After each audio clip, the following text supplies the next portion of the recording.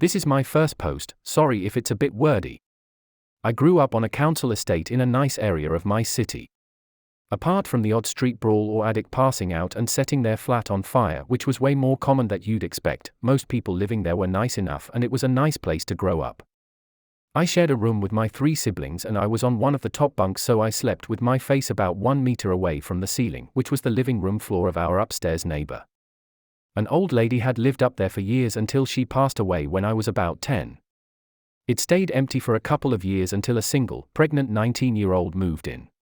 My mum befriended her right away and she'd come down for a coffee and talk about future plans for her and her baby. Her ex was a drug dealer and, though I didn't know at the time, was responsible for a dead body that had been found on a nearby bridle path after a disagreement over drugs. My mum was pretty strict and even at 13, my bedtime was 8 p.m. I'd lie awake staring at the ceiling, listening to her footsteps on her floor. The footsteps were soon added to with a crying newborn. That was when I started to hear a man's voice. Before long they were arguing nightly and my mum found out it was her ex. And that he had another girlfriend somewhere else with another newborn baby. This meant he'd be gone all day and just come home at night to wreak havoc, so we never actually saw him. He was also wanted by the police for all the obvious reasons and more, so kept a low profile. Until one evening. Our whole family also lived on this estate and it wasn't uncommon for my mum to nip out to one of their flats while I looked after my younger siblings. I'm 5'1" and by far the smallest of us all, but still the most responsible, apart from my questionable actions in this story. My mum was out and the upstairs neighbor ended up at the door, banging and screaming for help. I didn't think about how I was putting my siblings in danger, I just knew that someone needed help and that's all that was going through my head. I opened the door and she ran in, locking it behind her and screaming, "He's got a hammer, he's going to kill me." I didn't know what to do and I probably looked like a deer in the headlights when I just answered, "My mum's not here." Suddenly he was at the door, banging and shouting that he was going to kill her. We looked through the peephole and could see that he was holding the baby in one hand and a hammer in the other. She was understandably a complete mess, so I'm pretty sure she didn't think it through when she asked me to please get the baby. I can't remember what was going through my head, but I was wearing my school uniform and at 14 I could still easily pass for 10, so I feel like maybe I had assumed that he wouldn't hurt a kid. I agreed and within seconds I was pushed out with the door being slammed and locked behind me.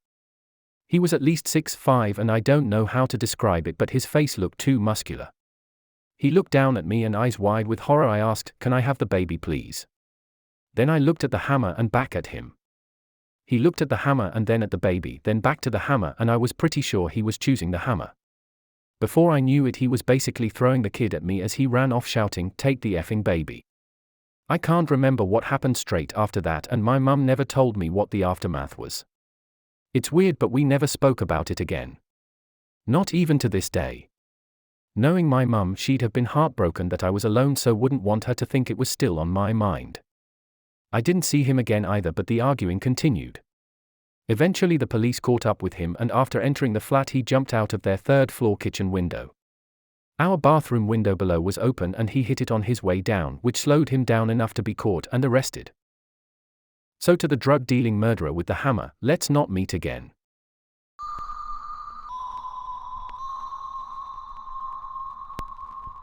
So this girl that I was talking to at the time and I needed to have a talk, yep, that one, and we decided that we would go to our local college town statue to do so. Many kids that go to our college went here to hang out, take pictures, climb on the statue, college kid stuff. Basically this statue was 30 minutes away in the middle of just farmland. The road to get there is a small, 1-lane each direction road. I don't know the story behind it or anything, but it's a popular, you would think safe, place. So we decided to head out and it was probably around 1 a.m. at that point. You could see the stars and all of that, it was pitch black outside. When we got there I get a really creepy feeling, but we wanted to take a look at the statue, so we got out of my car anyway and proceeded to walk to the statue, about 5-minute walk from the gravel parking spot. We take a look and decided to get back in my car because it was dark and cold outside. This is when I decided to keep my engine running and back up into the spot so I could look at the small road to see if anything was happening. About 10 minutes into our conversation, I see a large white SUV, I think it was an Escalade, drive past us. I didn't think anything of it, but it was the only other car we've seen all night. The car drives maybe a quarter mile down the road and suddenly does a 3-point turn, weird, but no problem. He then comes back towards us and takes a right onto a side road that sat directly in front of us. At this point I'm like, okay, he missed a turn, no problem. About a quarter mile down this side road, the SUV does another 3-point turn and is now facing my car directly. The SUV is stopped 100 feet or so in front of us with its headlights blaring down my car, a compact sedan. Now I was like, okay, this is super weird, I'm going to get out of here. Suddenly the car drives straight ahead into our gravel lot of sort of blocks off the only entrance exit. The SUV then just sits here again and we are directly facing each other.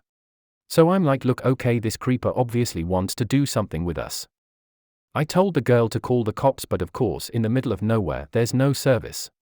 I start to push my car and am going 120 plus miles per hour on this small country road surrounded by nothing. And of course the SUV is right on my ass. The road that we are on is straight nothingness for 15 plus miles, and so we continue driving. Once we finally started to reach a sense civilization, there was an intersection with other cars. I finally get my sigh of relief and thought this guy would leave us alone, so just to trick him, I turn on my left turn signal and get ready to turn. I turn my wheel enough so that it would look like I was going to turn, then I put my entire weight on my gas and went straight. He followed me exactly. With the turn signal, turning, accelerating, everything. A couple of miles later, we finally get reception and call the police. As we are on the phone with them, there is a brightly lit gas station, one of those big ones like Quick Trip or Racetrack, and we turn into that because if this guy is going to kill or kidnap us, he's going to have to do it where other people can see, lol. As soon as I turn into that gas station, he books it and hauls us to wherever the F he was going. We gave a description and what happened to us to the dispatcher and continued on our conversation, lol. To this day I don't know what that person wanted or what their objective was, but I'm glad I didn't find out. Thanks for listening to TTS Central. If you enjoyed this video, consider subscribing. It truly helps out.